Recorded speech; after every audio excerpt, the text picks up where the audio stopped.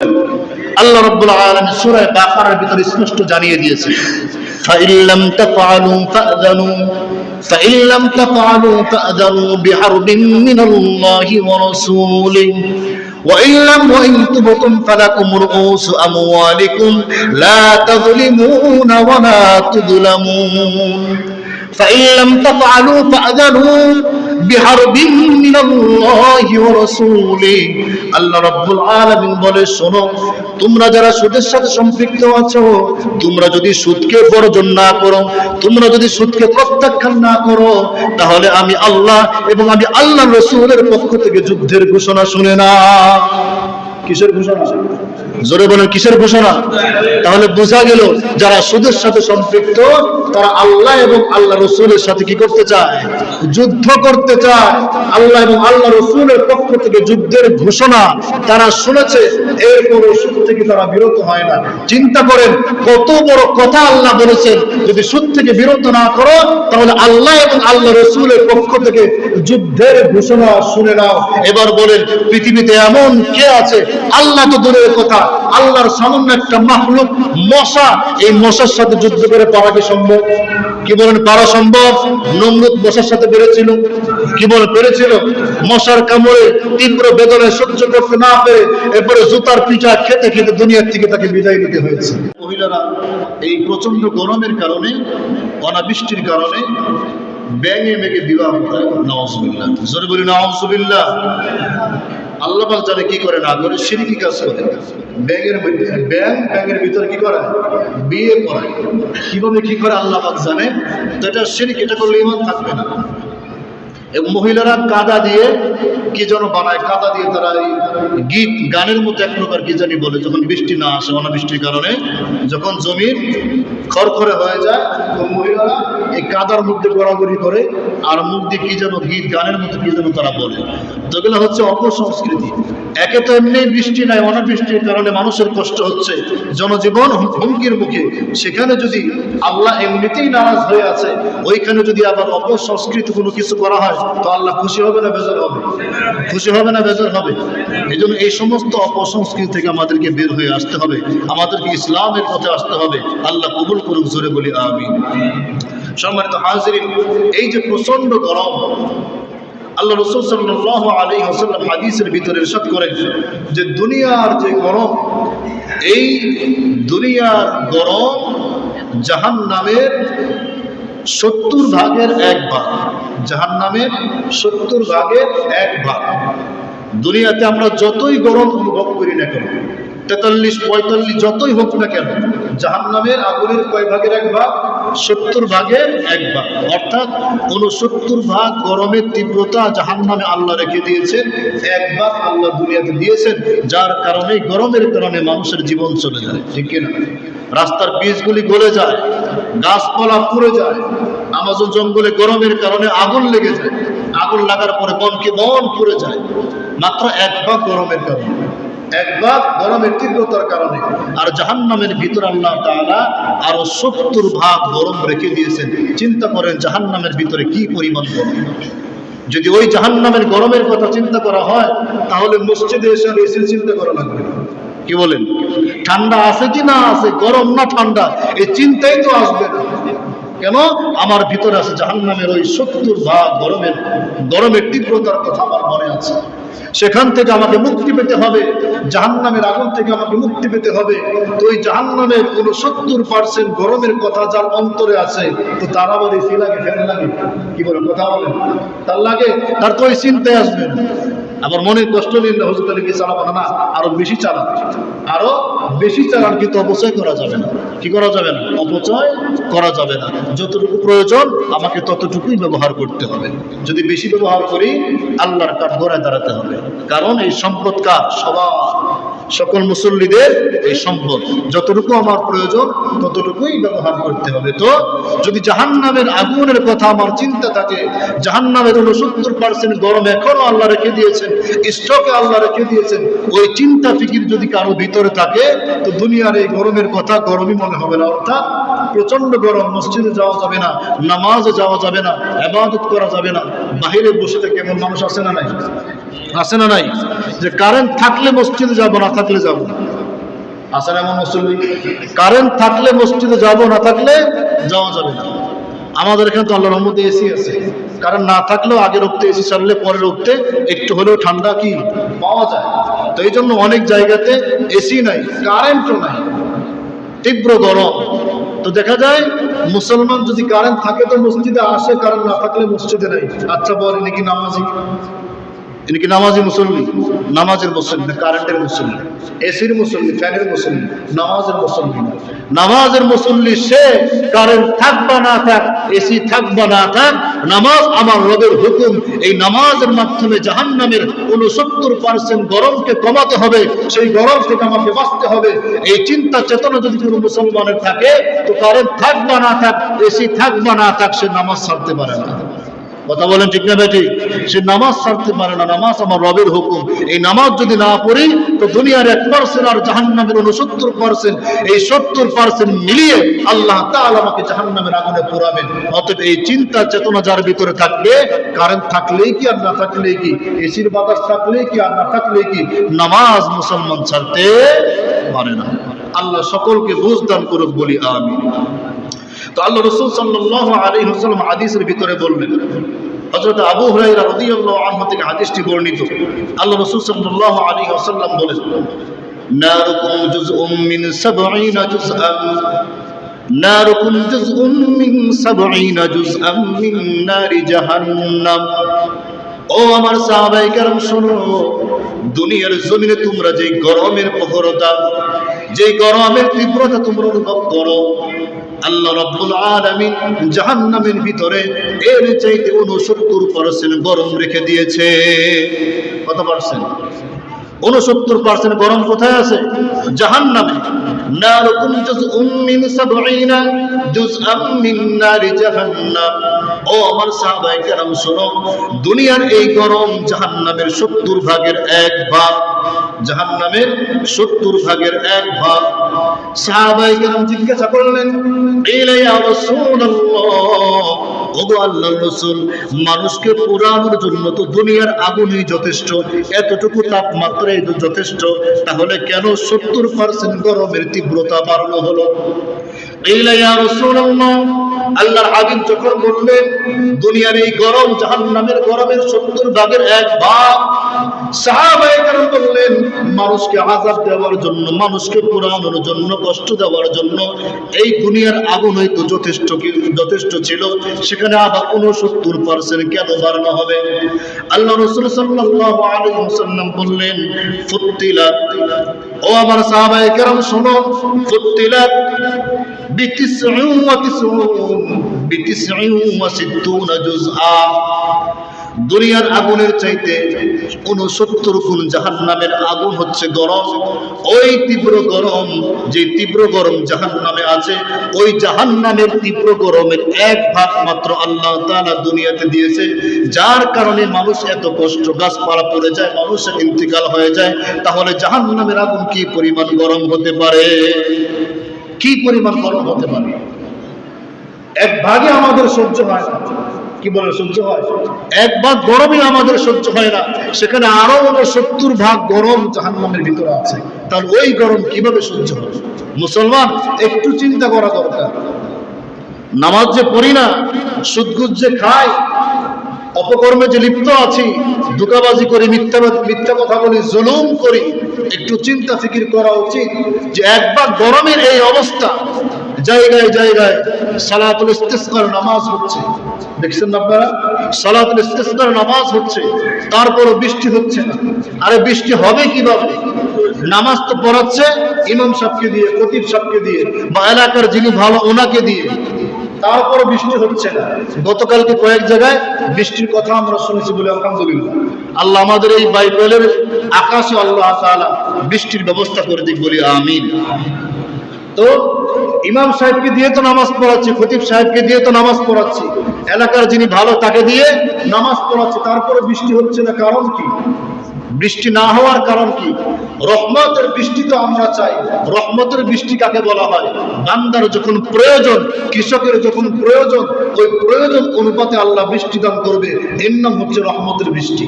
কৃষকের প্রয়োজন, বান্দার প্রয়োজন, কিন্তু বৃষ্টি হচ্ছে না, অন্য সময় বৃষ্টি হলো, ওইটা রহমতের বৃষ্টি না। ওইটা কি না? রহমতের বৃষ্টি না। তো গুনাহগারের জন্য আল্লাহ রহমতের বৃষ্টি দান করেন না।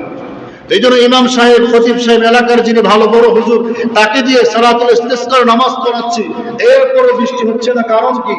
কারণ হচ্ছে সালাতুল ইস্তিসকার নামাজের কিছু নিয়ম কারণ আছে। মাঠে ময়দানে গিয়ে এই নামাজ আদায় করতে হবে, ছেঁড়া ফাড়া কাপড় পরিধান করে নামাজ আদায় করতে হবে, আরো নিয়ম কারণ আছে, আরো শর্ত আছে। সেগুলা কি? ওই জামাতের ভিতরে সুদখোর থাকা যাবে না, ঘুষখোর থাকা যাবে না, জুলুমকারী থাকা যাবে না, পাঁচ ওয়াক্ত নামাজ পড়ে না ছেড়েও থাকতে পারবে না। এই শর্ত মানতে হবে। সবাই থাকতে পারবে, সুদখোরও থাকতে পারবে, ঘুষখোরও থাকতে পারবে, বেনামাজিও থাকতে পারবে, কিন্তু শর্ত ওই নামাজের স্থানে যাওয়ার আগে তাকে এমন তওবা করতে হবে, জীবনে আর কোনোদিন সুদ খাবো না, জীবনে আর কোনোদিন ঘুষ খাবো না, জীবনে আর কোনোদিন নামাজ ছাড়বো না, এমন তওবা করে যদি যায় তো তার জন্য ঠিক আছে। কিন্তু 2-4 জন দেখা যায়, এর বাহিরে বাকি সবাই এই গুনায় লিপ্ত। তো বৃষ্টি আসবে কিভাবে? পরে বলা হয় হুজুর দিয়ে দোয়া করাইলাম, দোয়া কবুল হইল না। অমুক বড় হুজুর দিয়ে, বড় বক্তা দিয়ে দোয়া করাইলাম, দোয়া কবুল হইল না। আর হুজুর তো ঠিক আছে, হুজুর তো সুদ ঘুষ খায় না, কিন্তু পিছনে যারা আছে তাদের হালত কি, তাদের অবস্থা কি? দোয়া কবুল হবে কিভাবে? ঠিক কিনা বলেন? দোয়া কবুল হবে কিভাবে? এই জন্য এই নামাজের কিছু নিয়ম কারণ আছে। যদি ওই নিয়ম কারণ মেনে ওইখানে যাওয়ার আগে তওবা যদি করতে পারি, আর তওবাটা এমন হতে হবে জীবন আর সুদের সাথে সম্পৃক্ত থাকবো না, আর ঘুষ কোনোদিন খাবো না, আর কারো প্রতি অন্যায় ভাবে সামান্য জুলুমও করবো না, আর কোনোদিন নামাজকে ছেড়ে দেবো না। এমন তওবা করে যদি ওইখানে যাওয়া যায় তো আশা করা যায় আল্লাহ তাআলা রহমতের বৃষ্টি দান করবে।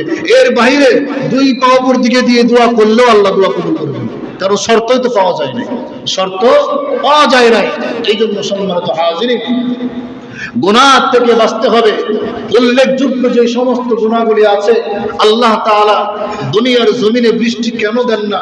আল্লাহ রাসূল সাল্লাল্লাহু আলাইহি ওয়াসাল্লামের এই স্পষ্ট হাদিসের বর্ণনা, যেই গোত্রের মানুষ, যেই দেশের মানুষ, যেই এলাকার মানুষ যাকাত থেকে বঞ্চিত হবে, যাকাত দেওয়া থেকে বঞ্চিত হবে, অর্থাৎ যাকাত দিবে না। কি দিবে না?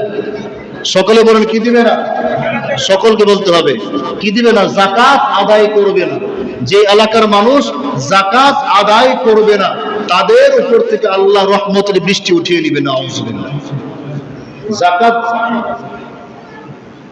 রোজা কথা বলা যাবে না, দৃষ্টি। যাকাত যদি না দেয়, কি না দেয়? যাকাত যে এলাকার মানুষ না দিবে, তাদেরকে আল্লাহ তাআলা রহমতের বৃষ্টি দান করবে না। এখন আমরা নিজেরাই জানি আমাদের যাকাত দেওয়ার হালত কি। আমরা কি পূর্ণভাবে যাকাত দিয়েছি নাকি দেই নাই, আমরা নিজেরা জানি। যদি দিয়ে থাকি তো আল্লাহ রহমতের বৃষ্টি দান করবে। অন্যথায় আল্লাহ রাসূল হাদিস বলে, যে এলাকার মানুষ, যে গোত্রের মানুষ যাকাত দেওয়া থেকে বিরত থাকবে, তাদের উপর থেকে আল্লাহ রহমতের বৃষ্টি উঠিয়ে নেবে। নাউযুবিল্লাহ। তো যাকাত না দেওয়ার কারণে রহমতের বৃষ্টি আল্লাহ দিবেন না, আল্লাহ রাসূল বলেছেন। দ্বিতীয়ত, যে এলাকার মানুষ সুদের সাথে সম্পৃক্ত থাকবে, ঘুষের সাথে সম্পৃক্ত থাকবে, ওই এলাকাতেও আল্লাহ রহমতের বৃষ্টি দান করবে না। কি করবে না? সম্পর্ক যদি সুদের সাথে থাকে, ঘুষের সাথে থাকে, ওই এলাকাতে আল্লাহ কি করবে না? রহমতের বৃষ্টি দান করবে না। কথা ভালো করে খেয়াল করবে। এই জন্য এই সমস্ত গুনাহ যদি আমাদের ভিতরে থেকে থাকে, নাই বিশ্বাস করে আলহামদুলিল্লাহ, আল্লাহ আমাদেরকে এমন পাপের সাথে লিপ্ত না করুক বলে আমিন। যদি থেকে থাকে তো এই গুনাহকে বর্জন করতে হবে। এদের কারণেও আল্লাহ রহমতের বৃষ্টি দেন না। গুনাহ করে 2-1 জন, কিন্তু কষ্ট পোহাতে হয় পুরো এলাকাবাসীর, সকলকে কষ্ট করতে হয়। এই জন্য সম্মানিত হাজিরিন, 2 নম্বর, যেই এলাকার মানুষ সুদের সাথে সম্পৃক্ত, এই এলাকার যারা পুরুষ আছে, পুরুষ কি আছে? পুরুষ, এদেরকে আল্লাহ কাপুরুষ বানিয়ে দিবে। নাউযুবিল্লাহ। কি বানিয়ে দিবে? কাপুরুষ বানিয়ে দিবে। অর্থাৎ পুরুষ থাকবে কিন্তু মহিলার মতো, সত্য কথা বলতে পারবে না, হক কথা বলতে পারবে না, সঠিক কথা বলতে পারবে না, অন্যায়ের প্রতিবাদ করতে পারবে না, বাধা দিতে পারবে না। এই পুরুষগুলাকে, যে এলাকার মানুষ সুদের সাথে সম্পৃক্ত থাকবে, তাদেরকে আল্লাহ তাআলা, এই পুরুষগুলিকে আল্লাহ তাআলা কাপুরুষ বানিয়ে দিবে। তাদের অন্তরে আল্লাহ ভয় তৈরি করে দিবে, তারা কখনো হক কথা বলতে পারবে না। তাহলে এটা কি আযাব? আযাব কিনা? এটা একটা আযাব, যে পুরুষ থাকবে কিন্তু সুদের সাথে সম্পৃক্ত থাকার কারণে তাকে আল্লাহ তাআলা কাপুরুষ বানিয়ে দিবে, সত্য কথা সে বলতে পারবে না। এই জন্য এই সমস্ত পাপাচার থেকে আমাদের বিরত থাকা উচিত। কি বলেন? আল্লাহ রাব্বুল আলামিন সূরা বাকারার ভিতরে স্পষ্ট জানিয়ে দিয়েছে, ফাইল্লাম তাফআলু ফাআযানু বিহারবিন মিনাল্লাহি ওয়া রাসূলিহি وإن تبتم فلكم رؤوس أموالكم لا تظلمون ولا تظلمون فإن لم تفعلوا فأذنوا بحرب من الله ورسوله আল্লাহ রাব্বুল আলামিন বলে, শোনো, তোমরা যারা সুদের সাথে সম্পৃক্ত আছো, তোমরা যদি সুদকে বর্জন না করো, তোমরা যদি সুদকে প্রত্যাখ্যান না করো, তাহলে আমি আল্লাহ এবং আমি আল্লাহর রাসূলের পক্ষ থেকে যুদ্ধের ঘোষণা শুনে না। কিসের ঘোষণা? জোরে বলেন, কিসের ঘোষণা? তাহলে বোঝা গেল, যারা সুদের সাথে সম্পৃক্ত তারা আল্লাহ এবং আল্লাহ রাসূলের সাথে কি করতে চায়? যুদ্ধ করতে চায়। আল্লাহ এবং আল্লাহ রাসূলের পক্ষ থেকে যুদ্ধের ঘোষণা তারা শুনেছে, এরপরও সুদ থেকে তারা বিরত হয় না। চিন্তা করেন কত বড় কথা আল্লাহ বলেছেন, যদি সুদ থেকে বিরত না করো তাহলে আল্লাহ এবং আল্লাহ রাসূলের পক্ষ থেকে যুদ্ধের ঘোষণা শুনে নাও। এবার বলেন, পৃথিবীতে এমন কে আছে? আল্লাহ তো দূরের কথা, আল্লাহর সামান্য একটা মাখলুক মশা, এই মশার সাথে যুদ্ধ করে পারা কি সম্ভব?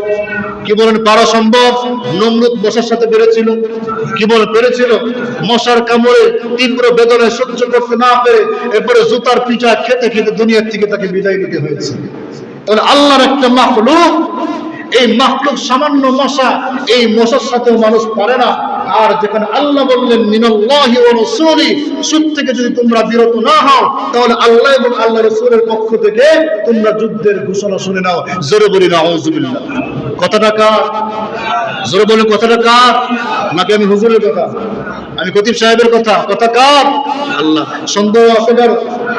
সম্মানিত হাজিরিন, এরপর আল্লাহ রাব্বুল আলামিন বলেন, فإن لم تفعلوا فأذنوا بحرب من الله ورسوله وإن تبتم فلكم رؤوس أموالكم তোমরা যদি সুদ থেকে প্রত্যাখ্যান করো, বিরত হও, ফিরে আসো, তাহলে তোমাদের যে মূলধন ছিল ওই মূলধন তোমাদেরই থাকবে। সুবহানাল্লাহ। লা তাযলিমুনা ওয়া লা তুযলামুন, তোমরাও জুলুম করবে না, আমি আল্লাহ তোমাদের উপরে জুলুম করব না। তোমরাও জুলুম করবে না, আমি আল্লাহ তোমাদের উপরে জুলুম করব না। সম্মানিত হাজিরিন, আল্লাহ রাসূল সাল্লাল্লাহু আলাইহি ওয়াসাল্লাম বলেন, সুদের গুনাহ কি জানো? এই গুনার 70টা শাখা প্রশাখা আছে, তার মধ্যে সবচাইতে নিম্ন হলো নিজের আপন মায়ের সাথে বিবাহ বন্ধনে আবদ্ধ হওয়া। নাউযুবিল্লাহ। জোরে বলে নাউযুবিল্লাহ। নিজের আপন মায়ের সাথে জিনায় লিপ্ত হওয়া, এটা সুদের সবচাইতে নিম্ন স্তরের গুনাহ। আজকে সমাজে যদি কোনো ছেলে মেয়ে জিনা ব্যভিচারে লিপ্ত হয় আর যদি ধরা পড়ে, তো আমরা কি করবো? তাদেরকে জোর করে বিয়ে করে দিব, ঠিক না? এবং তাদেরকে মারধর যত যা কিছু আছে, অর্থাৎ সমাজের সবচাইতে জঘন্য কাজ তারা করেছে, সমাজের সবচাইতে জঘন্য ব্যক্তি হচ্ছে তারা। আমরা এটা কোনোদিন মেনে নেব না, ঠিক না? কোনোদিন আমরা মেনে নিব না। কিন্তু একজন যে সুদের সাথে সম্পৃক্ত, সে প্রতিনিয়ত, আল্লাহ রাসূলের হাদিস, প্রতিনিয়ত নিজের আপন মায়ের সাথে সে জিনায় লিপ্ত হচ্ছে। অপর এক হাদিসের ভিতরে আল্লাহ রাসূল বলেন দিরহামুর রিবা, 1 দিরহাম পরিমাণ সুদ খাওয়া 36 বার জিনার চাইতে মারাত্মক অপরাধ। মানতে হলে বেশি কিছু লাগে না, যে 70টা শাখার নিম্ন শাখা হচ্ছে নিজের আপন মায়ের সাথে জিনায় লিপ্ত হওয়া, বিবাহ বন্ধনে আবদ্ধ হওয়া। আচ্ছা, ওর আপন মায়ের সাথে বিবাহ জায়েজ আছে? জোরে বলে আছে, জায়েজ আছে? নাই। তার মানে এটা জিনার গুনাহ। তো মানতে হলে বেশি কিছু লাগে না, একটা হাদিস যথেষ্ট। আল্লাহ রাসূল বললেন যে 1 দিরহাম পরিমাণ যে সুদ ভক্ষণ করবে সে 36 বার জিনার চাইতেও মারাত্মক অপরাধ সে করলো। কেন? সমাজে জিনাকে খারাপ কাজ মনে করা হয়। যারা জিনায় লিপ্ত বা জিনায় যারা করে তারা যদি ধরা পড়ে আমাদের হাত থেকে তারা নিস্তার পায় না, তারা মারাত্মক অপরাধী বলে সাব্যস্ত হয়। কিন্তু সুদের সাথে যারা সম্পৃক্ত তারা এই গুনাহকে তারা গুনাহ মনে করে না। কি মনে করে না? গুনাহকে তারা গুনাহ মনে করে না, ইন্টারেস্ট। কি মনে করে? ইন্টারেস্ট, মুনাফা। জিনাকে জিনা যে করে সে অবশ্যই মানে এটা খারাপ কাজ। কি বলে? জিনা ব্যভিচার এটা খারাপ কাজ, সে মানে, মানার পরেও শয়তানের ঢুকায় পড়ে সে করে, ঠিক কি না? কিন্তু সুদের সাথে যে সম্পৃক্ত সেই সুদকে সে গুনাহ মনে করে না। যার কারণে আল্লাহর রাসূল এই জিনার চাইতেও 36 বার জিনা করা চাইতেও বেশি মারাত্মক গুনাহ। এজন্য বললে যে জিনাকে বান্দা যখন করে শয়তানে ধোঁকায় পড়ে, জিনাকে গুনাহ মনে করেই করে, কিন্তু সুদকে বান্দা গুনাহ মনে করেই না। অবলীলায় সে সুদের সাথে সম্পৃক্ত থেকেই যায়, সারা জীবন সুদের সাথে সম্পৃক্ত থেকে যায়। সম্মানিত হাজিরিন, এই জন্য এই সমস্ত অপকর্ম যদি আমাদের ভিতরে থেকে আপনাদেরকে বলছি না, মুসলমান সকল উদ্দেশ্যে আমি আমার নিজেকে বলছি, এমন যদি অপকর্মে আমরা লিপ্ত থাকি তাহলে আল্লাহ রাসূল বলেছেন যে আমি আল্লাহ তাআলা রহমতের বৃষ্টি ওই এলাকার মানুষকে, ওই দেশের মানুষকে আল্লাহ দিবে না যারা ঠিকমতো যাকাত দেয় না, যারা সুদের সাথে সম্পৃক্ত, এদের জন্য রহমতের বৃষ্টি আল্লাহ বন্ধ করে দেন। নাউজুবিল্লাহ। আল্লাহ আমাদের সকলকে বুঝার তৌফিক দান করুক, জোরে বলি আমিন। সম্মানিত হাজির, হাদিসে কুদসি আল্লাহ রাসূল সাল্লাল্লাহু আলাইহি ওয়াসাল্লাম ইরশাদ করেন, আল্লাহ তাআলা বলেন, দুনিয়ার জমিনে যদি 4 শ্রেণী না থাকতো আমি আল্লাহ তাআলা কোনদিন দুনিয়ার জমিনে আমি আল্লাহ রহমতের বৃষ্টি দিতাম না। 4 শ্রেণী। কয় শ্রেণী? 4 শ্রেণী যদি না থাকতো আমি আল্লাহ রহমতের বৃষ্টি দিতাম না। 1 নাম্বার হচ্ছে শিশু। কারণ শিশুর কোনো গুনাহ নাই, ওর কোনো অপরাধ নাই, ওই শিশুর ওসিলায় আমি আল্লাহ রহমতের বৃষ্টি দান করে দেই। সুবহানাল্লাহ। তাহলে 1 নাম্বার শিশু, শিশুর কোনো গুনাহ নাই, শিশুর মা অপরাধ করে, বাবা অপরাধ করে, শিশুর ভাই যারা আত্মীয় স্বজন অপরাধ করে, কিন্তু আল্লাহ তাআলা এরপরও বৃষ্টি দান করে। বোঝা গেল মায়ের জন্য বৃষ্টি আসে না, বাবার জন্য বৃষ্টি আসে না, আত্মীয় স্বজনের জন্য বৃষ্টি আসে না, বৃষ্টি দেন যিনি তিনি কে? এই জন্য 1 নাম্বার শিশুর জন্য আল্লাহ বৃষ্টি দান করে। আল্লাহ বললেন যদি দুনিয়ার জমিনে শিশু না থাকতো, নেককার শিশু, মাসুম শিশু যদি না থাকতো আমি আল্লাহ তাআলা রহমতের বৃষ্টি দুনিয়াতে দান করতাম না। 2 নাম্বার যদি বৃদ্ধ না থাকতো, এমন বৃদ্ধ দুনিয়াতে আছে কোমরটা বাঁকা হয় না, হাঁটু সে ভাঙতে পারে না, এরপর 1 ওয়াক্ত নামাজ ওই বৃদ্ধ ছাড়তে পারে না। আছে না নাই? আছে না নাই? কোমরটা বাঁকা হয় না, হাঁটুটা বাঁকা করতে পারে না, ভালো করে হাঁটতেও পারে না, বসতেও পারে না, তথাপি এই বৃদ্ধ 5 ওয়াক্ত নামাজ দৈনন্দিন জামাতের সাথে সে আদায় করে। আল্লাহ বলেন এমন বৃদ্ধ দুনিয়াতে আছে বলেই আমি আল্লাহ রহমতের বৃষ্টি দে। আছে না এমন বৃদ্ধ মানুষ? কষ্ট করে তারপরও নামাজ ছাড়ে না, কষ্ট করে তারপর নামাজ ছাড়ে না, চেয়ার ধরে না। চেয়ারে নামাজ পড়া কোনো বিধান নাই। কি বলেন? চেয়ারে নামাজ পড়া কোনো বিধান নাই। আল্লাহ রাসূল পড়েন নাই, সাহাবায়ে কেরাম পড়েন নাই, এবং আল্লাহ রাসূল পড়েন নাই, সাহাবায়ে কেরাম পড়েন নাই, অতএব চেয়ারের কোনো বিধান নাই। তবে ভালো করে বুঝবেন, তবে যদি আপনি এমন রোগে আক্রান্ত হন, এমনই অসুবিধা আপনার হয়, এমন অসুবিধা আপনার হয়, এমন রোগে আপনি আক্রান্ত হন যে চেয়ার ছাড়া আপনার কোনো গতি নাই, কি নাই? চেয়ার ছাড়া আপনার কোনো গতি নাই, তবে আপনি চেয়ারে বসে নামাজ পড়তে পারবেন, তবে একজন আলেমের কাছ থেকে মাসআলা জেনে, আন্দাজে না। ভালো করে বুঝেন মুসলমান, চেয়ারে বসে নামাজ পড়ার কোনো বিধান নাই। হাদিস শরীফের ভিতরে কোনো মাসআলা চেয়ার সম্বন্ধে না আছে কি? দাঁড়াতে না পারলে বসে নামাজ পড়ো। এখন আপনি যেভাবে বসতে পারেন, পা দুইটা দুই দিকে দিয়ে অথবা সোজা করে, যেমনি আপনি বসতে পারেন, বসে নামাজের কথা হাদিস শরীফের ভিতরে আসছে। চেয়ারে বসে কোনো নামাজের বিধান হাদিস শরীফের ভিতরে কোনো মাসআলা নাই। তবে আপনি এমনই ব্যথায় ভুগি, এমনই আপনি আক্রান্ত, চেয়ারে বসে নামাজ না পড়লে আপনি পড়তে পারেন না, আপনার হাঁটু বাঁকা হয় না, আপনি বসতে পারেন না, দাঁড়াতে পারেন, সেক্ষেত্রে আপনি চেয়ার ব্যবহার করতে পারবেন, তবে একজন আলেমের কাছ থেকে ভালোভাবে মাসআলা জেনে এরপরে আপনাকে নামাজ পড়তে হবে। কথা বুঝতে পেরেছেন? অনেক মসজিদ এমন আছে, ঢাকা শহরে দেখেছি, সপ্তাহে 7 দিন তারা আসে না, একদিন এসে সুন্দরভাবে আজানের আগে চেয়ারে বসে আরামসে ঘুম দেয়, এরপরে বয়ান শেষ, খুতবা শেষ, নামাজ শুরু, ওই অবস্থায় নামাজ হয়েছে। আচ্ছা, যার ওযু নেই তার নামাজ হইব? ঘুমাইলে কি নামাজ থাকে? ঘুমাইলে ওযু থাকে? আর যার ওযু নেই তার নামাজ হইব? এমন অনেক আছে। এজন্য আমাদের নামাজগুলি আজকে কেমন যেন হাস্যকর হয়ে গিয়েছে। নামাজ যে আল্লাহর হুকুম এটা আমরা বুঝি না, এটা আমরা মানি না। পড়তে হয় এই জন্য করি, কিন্তু নামাজের জন্য যে একটা মহাব্বত, নামাজের জন্য যে একটা প্রীতি, নামাজের জন্য যে একটা ভালোবাসা, ওই জিনিস আমাদের ভিতর থেকে আজকে দূর হয়ে গিয়েছে। যে নামাজ পড়ার কথা এই জন্য করি, কিন্তু নামাজের বাহ্যিক বিষয়, বিতর্কত বিষয়গুলি যে আছে এই বিষয়গুলি আমরা জানার চেষ্টা করি না, যার কারণে নামাজ পড়লেও পড়লাম, না পড়লেও আমার কোনো ব্যথা নেই। আছে না নাই? পড়লে পড়লাম, না পড়লে কি নাই, কোনো কষ্ট নাই, কোনো ব্যথা নাই।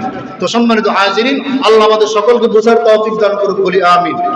তো আল্লাহ রাসূল বললেন যে সুদের সাথে সম্পৃক্ত থাকলে, ঘুষের সাথে সম্পৃক্ত থাকলে, যাকাত না দিলে ওই এলাকাতে আল্লাহ তাআলা রহমতের বৃষ্টি দেন না।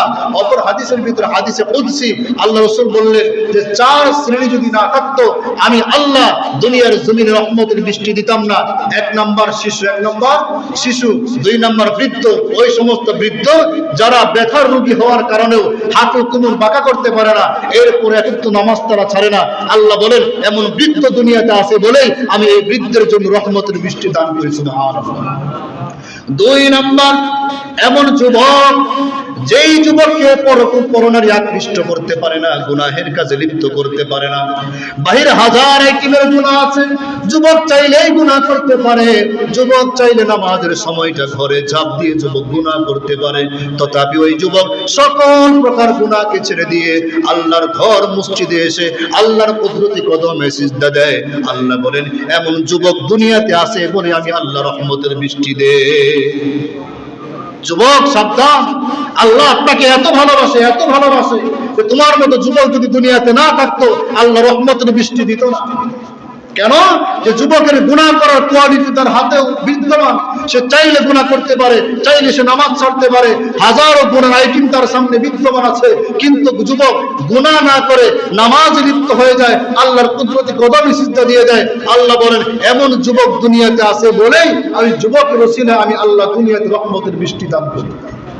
4 নম্বর আল্লাহ রাব্বুল আলামিন হাদিসে কুদসির ভিতরে বলেন দুনিয়ার জমিনে কিছু পশু পাখি আছে, হায়ান জানোয়ার আছে, যেই জানোয়ারের কোনো গুনাহ নাই, গরু ছাগলের কোনো গুনাহ নাই, ভেড়া বকরির কোনো গুনাহ নাই, হাঁস মুরগির কোনো গুনাহ নাই, যার কারণে তাদের ওসিলায় আমি আল্লাহ দুনিয়াতে রহমতের বৃষ্টি দেই।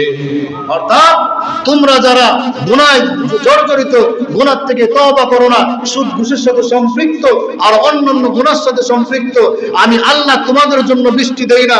যদি দুনিয়াতে ওই যুবক না থাকতো, ওই বৃদ্ধ না থাকতো, ওই শিশু না থাকতো, ওই হায়ান জানোয়ার যদি না থাকতো, আমি আল্লাহ রহমতের বৃষ্টি দুনিয়াতে দেই না। অতএব নিজেকে নিজে প্রশ্ন করি আমি কোন গুনাহে লিপ্ত আছি, আমার কারণে হয়তো আল্লাহ রহমতের বৃষ্টি থেকে আমাদেরকে বঞ্চিত করছে। অতএব আমি দোয়া শুধু ইমাম সাহেবকে দিয়ে না, পৃথিবীর সবচাইতে বুজুর্গকে দিয়েও যদি আমি দোয়া করাই, আর যদি এই গুনাহ থেকে আমি বেঁচে না থাকি, গুনাহকে যদি আমি পরহেজ না করি, তাহলে যত বড় হুজুর দিয়ে দোয়া করাই না কেন, দোয়া কবুল হবে না। দোয়া কবুল হওয়ার শর্ত হচ্ছে আমাকে তওবা করতে হবে, আর এমন তওবা ওই গুনাহ আমি আর কোনোদিন করব না। ঠিক কিনা? ওই গুনাহ আমি আর কোনোদিন করব না। সম্মানিত হাজির, সময় সংক্ষেপ, আর সময় নিব না। তো আল্লাহ তাআলা শুরুতে বলেছিলাম 5টা জিনিসের জ্ঞান আল্লাহ তাআলা রেখে দিয়েছেন। ইন্নাল্লাহা ইনদাহু ইলমুস সাআ, কিয়ামত কবে হবে, কোন তারিখে হবে, এই জ্ঞান একমাত্র কার? একমাত্র কার? 2 নম্বরে আল্লাহ বললেন ওয়া ইউনাজ্জিলুল গায়ব, বৃষ্টি আমি আল্লাহ কবে দিব, এই জ্ঞানও আমি আল্লাহর কাছে রেখে দিয়েছি। সুবহানাল্লাহ করি। এই জ্ঞান কার? আল্লাহ। ব্যাখ্যা যাওয়ার সময় নেই। এরপর আল্লাহ তাআলা বললেন ওয়া ইয়ালামু মা ফিল আরহাম, মাতৃগর্ভে কি আছে, ছেলে না মেয়ে না অন্য কিছু, এটা জানার ক্ষমতা একমাত্র কার? যদি আপনারা বলেন হুজুর এখন তো এটা কি বলে, আগেই বের করা যায় ছেলে না মেয়ে, তা ঠিক আছে, কিন্তু ওই নাপাক পানি পরীক্ষা করলে পৃথিবীর এমন কোন ডাক্তার আছে যে ছেলে না মেয়ে বের করতে পারবে? পারবে কেউ? আল্লাহ ওই কথাই বলেছে যে শোনো, মায়ের গর্ভে কি আছে আমি আল্লাহ ছাড়া পৃথিবীর কারো ক্ষমতা নাই, যে সন্তান না ছেলে না মেয়ে না অন্য কিছু, এই ক্ষমতা একমাত্র আমি আল্লাহর কাছে আছে, দুনিয়ার কোন মানুষের কাছে নাই। এরপর আল্লাহ তাআলা বললেন ওমা তাদরি নাফসুম মাযা তাকসিবু গাদা, যে আগামী কালকে বান্দা কি উপার্জন করবে এই জ্ঞান একমাত্র কার কাছে? আরো জোরে কার কাছে? আল্লাহর কাছে। এরপর আল্লাহ রাব্বুল আলামিন বলে ওমা তাদরি নাফসুম বিআই আরদিন তামুত, বান্দা তোমার কবে কখন কোথায় তোমার মৃত্যু হবে, বাংলার মাটিতে না আরবের মাটিতে না আমেরিকার মাটিতে, এই জ্ঞান একমাত্র কার কাছে? আরো জোরে কার কাছে? তো এই জ্ঞানগুলির ক্ষমতা একমাত্র আল্লাহ তাআলা নিজের জন্য পার্সোনাল রেখে দিয়েছেন, দুনিয়ার কোন মানুষের কাছে এই জ্ঞান আল্লাহ তাআলা দেয় নাই। সম্মানিত হাজিরিন, অতএব আল্লাহ তাআলার পক্ষ থেকে রহমতের বৃষ্টি পাইতে হলে আমাদেরকে এই গুনাহ মুক্ত জীবন গড়তে হবে, গুনাহ হয়ে গেলেও সাথে সাথে তাওবায়ে নাসুহা করতে হবে। আল্লাহ সকলকে তৌফিক দান করুক। আর হাদিসের ভিতরে আল্লাহ রাসূল বললেন যে দুনিয়ার এই গরম জাহান্নামের 70 ভাগ গরমের 1 ভাগ, যে 1 ভাগ গরমই আমরা সহ্য করতে পারি না, সেখানে আরো 69% গরম যদি একত্রিত করা হয়, বলের সহ্য করার ক্ষমতা মানুষ তো দূরের কথা, পৃথিবীর এমন কোন শক্ত বস্তু আছে যেটা পাথর এবং লোহা দিয়ে তৈরি করা হয়েছে, ওই পাথর এবং লোহার তৈরি কোন বস্তু কি এই 70% গরমের ভিতরে টিকতে পারবে? বলেন পারবে? আমরা যারা আছি পারবো? ক্ষমতা নাই, আমাদের সম্ভব না। এই জন্য যা করলে আল্লাহ তাআলা রহমতের বৃষ্টি দান করেন ওই কাজগুলি আমাদের করা, যা করলে আল্লাহ তাআলা নারাজ হন, রহমতের বৃষ্টি থেকে দুনিয়াবাসীকে আল্লাহ তাআলা বঞ্চিত করেন, ওই সমস্ত কৃত গুনাহ থেকে আল্লাহ আমাদের সকলকে হেফাজত করুক। জোরে বলি আমিন।